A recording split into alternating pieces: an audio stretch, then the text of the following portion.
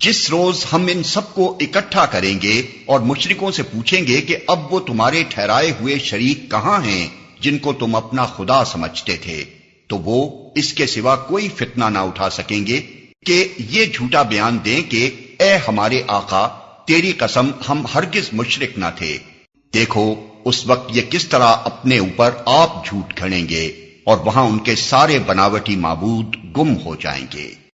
ان میں سے بعض لوگ ایسے ہیں جو کان لگا کر تمہاری بات سنتے ہیں، مگر حال یہ ہے کہ ہم نے ان کے دلوں پر پردے ڈال رکھے ہیں جن کی وجہ سے وہ اس کو کچھ نہیں سمجھتے، اور ان کے کانوں میں گرانی ڈال دی ہے کہ سب کچھ سننے پر بھی کچھ نہیں سنتے۔